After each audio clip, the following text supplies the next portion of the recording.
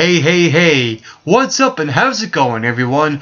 Well, I'm so glad that you have took your time to spend with me right here today on the MRB Wrestling Review Show. I'm your co-host, Mike McRock Wilson, and last night was WWE Monday Night Raw, and the show kicked off with a one-on-one match where CM Punk defeated Luke Harper. And what I really like about this match is that Luke Harper is kind of coming out on his own as he's involved with this Wyatt family group. To me, he's a standout character in the Wyatt family. And even though Bray Wyatt is the leader, it feels like that Luke Harper can be like the second in command guy. And I'll give you some examples. One, the way he sells his boot onto CM Punk, really, his big boot, it feels like, okay, I'm going to take your head off, and that's what he does. And as opposed to a generic big boot like Test's boot or Kane's or Undertaker's, Luke Harper's style really fits his persona, and the way he wrestles is very rugged. It's not technical. It's not, generically great. It's really rugged. He has a unique style about Luke Harper, and like I said, it really suits his character very well. And the way he sells the boot is like, I'm going to take your head off. And I also like how throughout that match, where he says that chant, the yeah, then the way it rolls off, it almost feels like if a goat would talk and use one word, that would be it. So again, it's another element where it really fits his persona. I thought Luke Harper was one of the guys that stood out on Monday Night Raw, and I'll get to other superstars that also stood out on Monday Night Raw later on.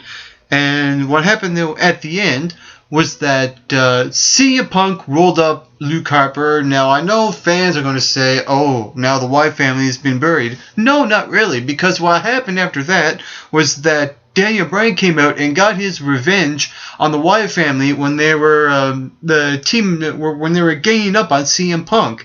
So there's going to be, good build-up now between CM Punk and Daniel Bryan, even though if it seems like they don't want to team with each other, they might have to anyway to reach a common goal to try to get rid of the Wyatt family. So there's going to be some sort of build-up to a Survivor Series match where there's a tag team match involving Punk and Bryan and the Wyatt family. And even though Daniel Bryan feels like he has lost a lot of momentum, at least he didn't fall off the wagon too much. He still managed to hang in there the way that the WWE is booking Daniel Bryan. So with that being said, I'm actually looking forward to seeing what's going to happen now in the next couple of weeks before going into Survivor Series to see what the Survivor Series 4-on-4 or 5-on-5 match is going to be like. And I think those guys will be involved in that scenario. Is there going to be a sort of stipulation going on? I do not know just yet, but I think what's going to happen is that the Common Ground will be involved, the Wyatt family. There's going to be some sort of story going on there. Then I think what's going to happen is that they're going to build the Wyatt family even more going into Survivor Series. I think that the Wyatt family right now is looking strong. And what's happened was that the WWE had high hopes in the very beginning when they had their debut, when they took out Kane, and then it died down. But now it seems like they're going up a little bit when they came out and attacked CM Punk and Daniel Bryan, and it's better than them attacking guys like Kofi and Kingston and The Miz, because those guys are in the little bit higher than the mid card, but not to the top of the card. So with that being said, I like what the Wyatt family is doing, targeting guys like Daniel Bryan and CM Punk, because those two guys came off in rivalries where they were in at the top. And that's why it's looking good for the Wyatt family going into Survivor Series. Also on the show, I won't get into much detail about this, but we heard from Paul Heyman. He was on the phone. He's in Europe, I think that's what he said, and he's playing on his injuries from what happened to CM Punk at Hell in a Cell, and I think that having Paul Heyman off TV is going to be good for business because it will sell that the idea of the rivalry being over between him and CM Punk. I think that alone will be a smart decision going into the next couple of pay-per-views to see what happens. I think at this point in time they have dropped the ball and leave the ball dropped and have that rivalry over between him, Paul Heyman, and CM Punk. That's what I think. Also on the show, we saw, Ryback defeating the Great Khali. And with that being said, here's the thing about that. It feels like right now Ryback has a cloud hanging over him right now.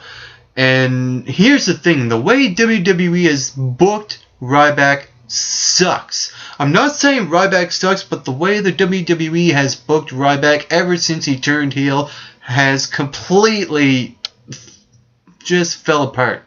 The worst thing the WWE has done to Ryback was that they turned him heel when they had him turn on John Cena, and he got buried. Then he had that rivalry with Chris Jericho, and that completely went nowhere. He teamed up with Paul Heyman. I wasn't really quite sure what to make of it. I'm a 50-50 split. And then he became a parody of himself with the whole bullying character. I think right now they should really push the reset button on Ryback and just have him come out and just destroy people. And the way that they're booking Ryback right now is just the way that they booked the Great Khali. And putting him in a match with the Great Khali really does not help his career at all. And with that being said, while he was wrestling the Great Khali, it just feels like that the Great Khali is not even in the ring. Ryback is in a match with himself, and it just don't feel right. The Great Khali is not what he used to be. He looked strong when he debuted, when he attacked The Undertaker, but right now, the way that the Khali has been used on Raw and SmackDown just flat out sucks. So this match between Ryback and the Great Khali really didn't do anything for me at all. Also, we saw Alberto Del Rio defeat Kofi Kingston, and for what that match was worth, it was actually a not half bad match. I like matches where I like the matchup. The wrestling in this match was actually pretty good. It's just the way that the WWE has booked this match, because Kofi Kingston is the guy that they use as a stepping stone for top superstars like Alberto and other heels and the like, I can name a few, to be used as a stepping stone to gain momentum going into a pay-per-view. And we know that Alberto Del Rio has his rematch against John Cena at Survivor Series, which is likely going to happen anyway. And the way that the WWE has used both Cena and Del Rio wasn't really great, because we don't see any interaction between the two ever since Alberto Del Rio lost his title. So with that being said, I don't think Alberto Del Rio looks credible enough to beat John Cena at Survivor Series when he gets his rematch for the World Heavyweight Championship. And with that being said, I would almost rather see John Cena face Damien Sandow at Survivor Series, because at least when they had the 6-man tag team match, which I will get to later on, at least they're actually using Damien Sandow in the way that they should have been when he was the Money in the Bank holder. So I'll get to that 6-man tag team match later on in this review. Also, we saw Randy Orton defeat Big E Langston, and the first thing I gotta say is I thought that was Big E Langston's breakout performance. on any WWE show, Raw or SmackDown. Absolutely. And what I really like about it is that the WWE now has used Big E Langston come out and be his own guy. He's not with Dolph Ziggler. He's not with AJ anymore. And I think that's good for business on the part of using Big E Langston the right way. And I like how during that match, he was the guy that was dominating Randy Orton, and then Randy Orton with the RKO at the end. The way the wrestling was set up throughout that match when Big E Langston hit Randy Orton with that big bulldozing move when he used all of his body weight to take down Randy Orton, and then the straps come down. The big ending was about to come. Randy Orton counters, RKO. The wrestling throughout that match was actually pretty good. The way it was set up, it was well constructed throughout that match, and it seems like now the fans are behind Big E Langston, and they, you know what, keep that going. And if they drop it now, that would just kill Big E's momentum. And with that being said, I like how they're using Big E Langston. We saw his full potential throughout that match with his use of, his belly to bellies, and he's really agile and quick as a big guy, and there's not a lot of big guys that could be as agile as Big E Langston. There's a very few, but Big E Langston is one of them, definitely for sure. I like that move where he whips one way to the ropes and then the other way and does that diving splash. Moves like that really separates him from other big guys who you don't see run from rope end to rope end. So with that being said, I like Big E Langston's wrestling ability. It's different than most big men, and I think Big E Langston looked great. Even though he lost, it really didn't hurt him at all. All that mattered was that Big E Langston had a great outing with Randy Orton, and the fans got behind him. And I think that going forth, I hope they continue this streak now with Big E Langston. Keep it going. This is what I like about the WWE, where they have new talent and they bring them up, have him have a couple of matches. He had one with Curtis Axel, Dean Ambrose, and now the WWE Champion Randy Orton. And he just looked great last night on Monday Night Raw. Also, we saw Tyson Kidd and Natalya defeat Fandango and Summer Rae, and I will say this right off the bat. Thank God Tyson Kidd is back. Long time coming, and I think that Tyson Kidd looked great. He performed very well last night on Monday Night Raw. The only thing I didn't like about his return, it almost like it came out of nowhere, and the fans never really got that reaction when Tyson Kidd came back, so it fell flat in that department where Tyson Kidd returned and he got no pop from the crowd. And here I'm thinking, what is wrong with these people? Do they not know a good wrestler when they see one? So I think that, with that being said, I just don't know how the audience, how they didn't react to Tyson Kidd returning, because it did come out of left field and it came out of nowhere. So it's understandable when you're in the audience, in their perspective, to feel like, whoa, oh, he's back. Oh, okay. Well, moving on. Because that's what it felt like when Tyson Kidd was in the ring. And even though he won the match with Natalya, it didn't resonate with the WWE fans as I thought it was going to be. The one thing I did like that came out of that was that usually we see Natalya, come out with the Great Khali and Hornswoggle. This very odd pairing of these three people when you see coming out together. So I like how Natalya came out with Tyson Kidd. It looked very credible because those two are very closely related to the Harts. They got the Roots, they got the Hart Dungeon in their corner, and Tyson Kidd being Bret Hart's protege, and Natalya being the Jimmy Anvil Neidhart's daughter. It looked a lot better than Natalya coming out with the Great Khali and Hornswoggle, because of those reasons. So with that being said, we should see that more often when Natalya comes out. And also, I know they're building up to this Total Divas show, so it makes sense for Tyson Kidd to come back now.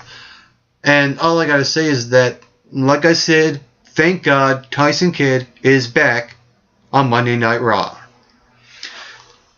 Also on the show, we saw the World Heavyweight Champion John Cena and the WWE Tag Team Champions Cody Rhodes and Goldust defeat Damien Sandow and the Real Americans Antonio Cesaro and Jack Swagger. And hands down, this was the match of the night. And throughout that match, we saw John Cena apply moves that we've seen for a couple of weeks at Hell in a Cell last week and now this week. The only thing I'll nitpick about John Cena's moveset is that he should not do the Hurricanrana. It looks horrendous when he does the Hurricanrana, because when he flips back and applies it, it almost looks like he's landing on the back of his head, and he doesn't really take that bump very well. And I think big men like John Cena should not do the Hurricanrana. Leave that move to the lightweight guys, the cruiserweights, like Rey Mysterio, Billy Kidman. Ooh, I just mentioned a guy that we don't see anymore, Billy Kidman. And, guys like them. Leave that move to the cruiserweights. And but with that being said, John Cena's moveset is improving on Monday Night Raw. We see him come in and wrestle, and he actually has a good outing. And I know some people are going to probably bitch and complain about John Cena's 5 Moves of Doom, and now they're complaining about him doing new moves. And it's like, okay, if you complain about his new moves, you complain about his 5 Moves of Doom that we see over and over. So what does that say about you? Really? That's what I think. But with that being said, that match last night was absolutely incredible, even at the last few minutes of that match. And I thought it was a good, quick-paced, fast, well-constructed, well-done match. And the way that it ended too as well was absolutely great. Goldust hitting that final cut. It's been a long time since we've seen that move. And I was just blown away by how he done that move as well. Goldust, since he came back, has never missed a beat. I know I mentioned that before, but I'll mention it again. Goldust absolutely looks incredible.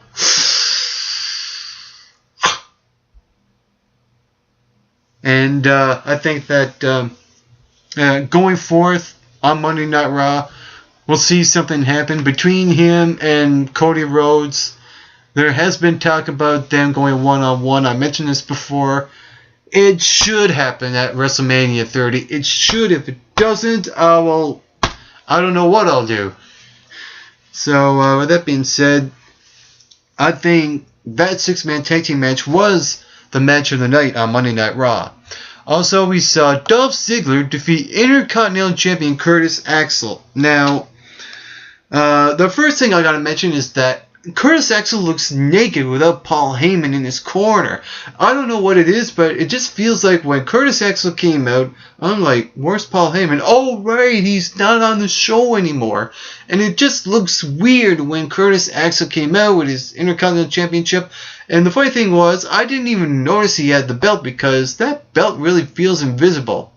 And the only reason why I say that is because it's not what it used to be. It used to be a prestigious championship at one point in the WWE. Now it just feels like it's not even there. And I think that the WWE needs to do something with that Intercontinental Championship to make it important again. What can they do? Well, have Big E Langston have a go, because the fans are behind Big E Langston. So with that being said, I can see something happening between those two guys, renewing their little feud and keep it going. But overall, it just fell flat. It was a lose-lose situation.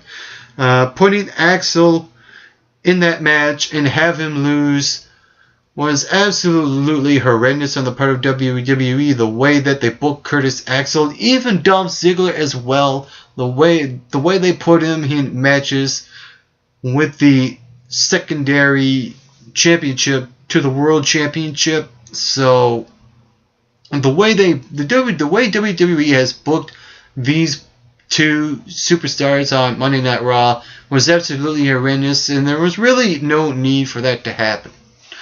I can see a situation where Dolph Ziggler does get a championship match after he bet Curtis Axel on Raw, but other than that, I don't see Dolph Ziggler being the Intercontinental Championship because they need Curtis Axel to win matches, and really what better way to win a match over Dolph Ziggler with his title on the line. I think if they done that and have and have Curtis Axel go over Ziggler would be more of a smart decision as opposed to Dolph Ziggler beating Curtis Axel, because like I said, they keep putting Curtis Axel in situations where they really don't help his career, and I think they flopped that even when he came in and had these wins that were not really wins with these count-out victories over Triple H and John Cena. So with that being said, ever since he debuted, it just kept a constant straight line. Also, we saw the Usos defeat 3MB, and the Usos seem to have momentum, on Raw, and I can see them going forth, becoming the next tag team champions after Cody Rhodes and Goldust. I could definitely see that happening. And 3MB are once again the jobbers, and we see them time and time again where they faced teams and use them as stepping stones to go over other superstars. They're like the Kofi Kingston of the tag team division, where they used them as stepping stones for other guys to go over to gain momentum.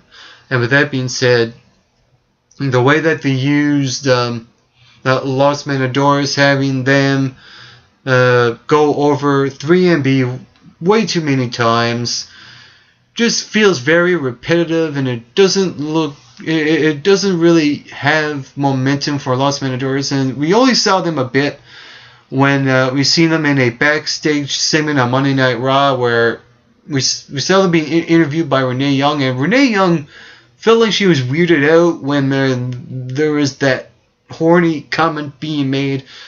Keep it PG, WWE. I think that, they almost kind of crossed the line, but at least they bounced back from it with the whole idea with the Bull. I'm not a fan of the Bull having all the attention when it comes to this team, and for that reason, I don't see this Los Matadores gimmick working in the long term. I think if they brought back Primo and Epico with Rosa would be just fine with me. Just drop the Los Matadores gimmick. It's not really going over in the long term, in my opinion. So with that being said, again, it's another situation where it's already lost. Also, we saw the Bella Twins and Eva Marie defeat the Divas Champion AJ Lee, Tamina, and Hoxana. And I didn't even know that Hoxana was in that match. Holy mackerel. Well, that just goes to show how the WWE has booked the Divas division on Raw and SmackDown. It's horrendous. And with that being said, they had Eva Marie get the pin over the other team. It's like she stole a victory from the Bella Twins. I don't know if... It almost seems like, you would think there would be friction between the Bella Twins and Eva Marie, but they never really done that, so it really fell flat, and I'll just go as far as that, because I wasn't really a fan of the outcome of that match, and the match as well. So I think what the WWE should be doing with the Divas division is have a credible opponent for AJ Lee for the Divas Championship, and have other Divas in the back trying to gain momentum in hopes to get a Divas Championship match. That's what I think that the WWE should be doing with the roster within the Divas division. And I think a lot of it has to do with confidence. Okay, we're on Raw. This is a 3-hour show. This is the big show that we're on. And, you get that feeling that they're nervous. I mentioned this before. I'll mention this again. It just seems like that the way that they book the Divas on Raw, it's just absolutely horrendous. And that was an example on Monday Night Raw when they had that 6 Divas tag team match. So with that being said, enough of that. Let's move on to the final segment on the show where the Big Show met with the Authority. And what happened was that there was a dialogue between the Big Show and Triple H, and Stephanie was in the middle. And before we saw that segment, there was a segment backstage where Stephanie McMahon said to Triple H, while he was losing his temper, I like how she said, well, you never had a problem taking money from the McMahons before. And I loved how you heard the audience's reaction in the back going, ooh, that one hurt. And it almost seems like Stephanie is giving harsh reality statements to not only the guys that you love to cheer for, but also her husband. I thought it kind of threw everyone off, and it almost felt like it was a curveball, because you don't see, one of the great heels on Raw that looks so well on the show have just one little remark of their partner. You hardly see that, but I like how Stephanie really undercut that line, because it just goes to show that that they are married in real life. They probably have the odd argument. You know how married couples have that little things that they say about each other. I think that was a good example, and I like how they portrayed it on Monday Night Raw, and it worked actually quite well the way Stephanie said that remark about Triple H. It worked out pretty well. And throughout that entire final segment on Monday Night Raw, it was really weird, and it was I was getting the feeling of, where is this going? The dialogue between Triple H and Stephanie McMahon and the Big Show was kind of like going nowhere, and then the Shield came out, and okay, now we're going somewhere, because the Big Show mentioned that what I want is a WWE Championship match against Randy Orton. Now, the only thing I'm going to nitpick about this is that I would rather see the Big Show versus Triple H, which will probably happen at the next pay-per-view after Survivor Series. So I feel less interested in this WWE Championship match, because there's more build-up to a potential match between the Big Show and Triple H. That I'm all well and good for. It's just the way that they're booking this match. It's okay, but there's more tension between Triple H and the Big Show than Big Show and Randy Orton.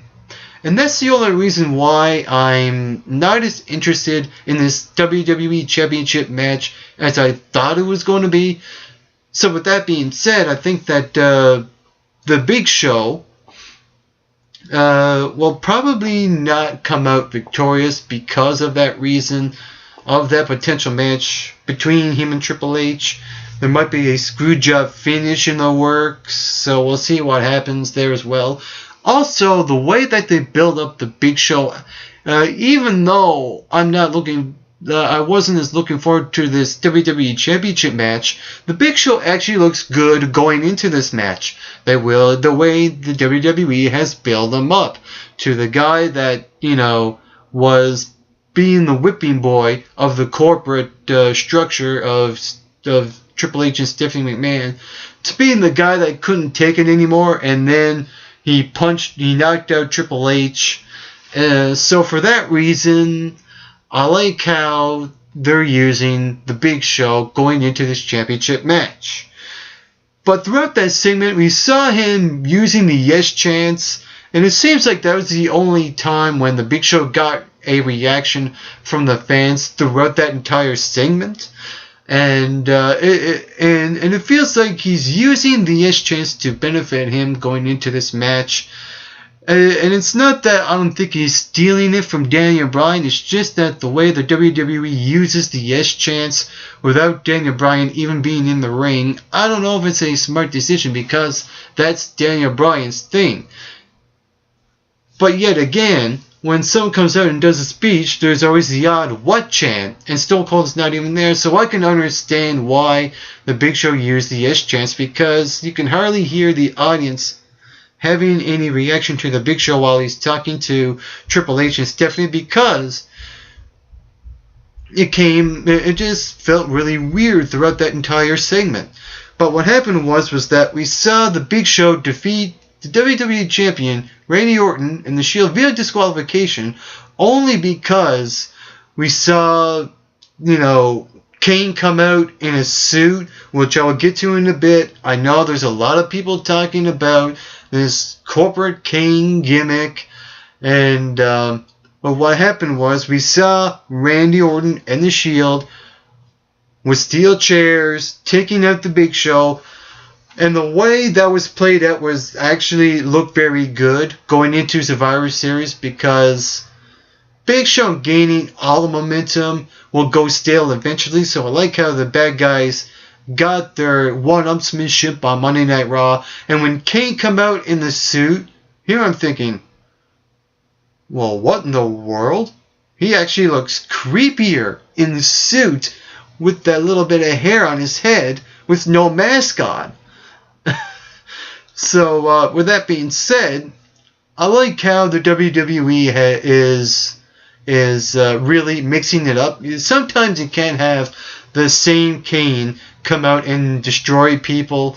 So, putting him in a suit, grow his hair up a bit, actually looked weird, but cool at the same time. Came out of nowhere. But overall, it just felt like Kane was just there. He never really done anything big on the show when he came out.